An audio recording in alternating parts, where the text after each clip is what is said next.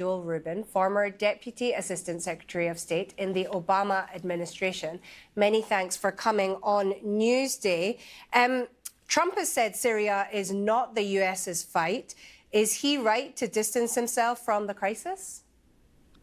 Well, Saranjana really doesn't have a choice on this one because Syria affects the entirety of the Middle East and it affects Europe as well as the United States. We've had Syrian refugees here from this war. And for American strategic interests, for our allies in the region, Israel, Jordan, Lebanon, Turkey, Iraq, the list goes on and on.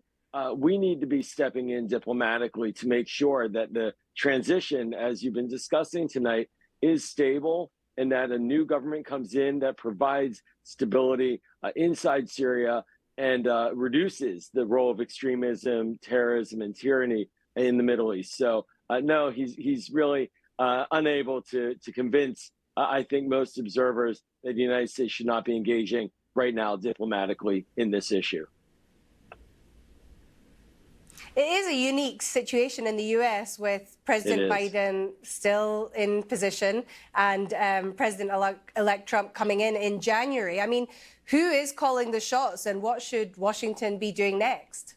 Yeah, you know, Saranjana, in many ways, it's a parting gift from Joe Biden to Donald Trump that on Joe Biden's watch, we've seen the deposing of Bashar al-Assad, the murder of Damascus, and we've seen a deep weakening of Iran and Hezbollah as well. And so, you know, Joe Biden's calling the shots, but only for 6 more weeks. And then it's Donald Trump's turn. And so he is going to have this on his plate, whether he likes it or not. And he's going to be the one to really determine the long-term position of the United States regarding Syria and this new Middle East. But he has 6 weeks to get his thoughts together. And in the meantime, as you've had President Biden is speaking about the risks, engaging our allies, and certainly trying to sound an optimistic note about where we are right now with Syria.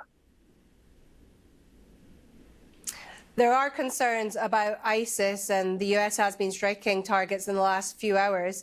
Do you see the group taking advantage of the situation? Well, you know, I think that's a direct reason why we have troops there. We have 900 American service members in eastern Syria, working alongside our allies, the Kurds, to prevent ISIS from reemerging. There are many ISIS fighters inside prisons that the Kurds guard. It is, of course, a serious concern.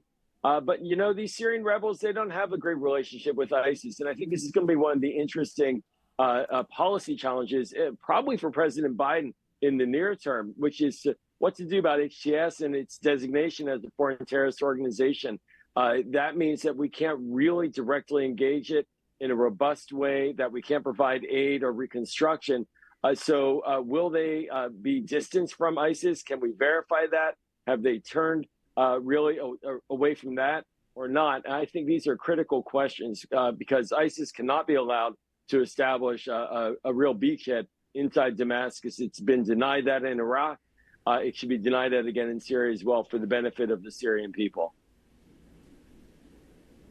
Yeah, it is fascinating how anyone deals with the man who's likely to be Syria's next leader. I'm afraid we'll have to leave it there. Joel Rubin, who was former assistant to the Secretary of State under the Obama administration, many thanks for your time. Thanks.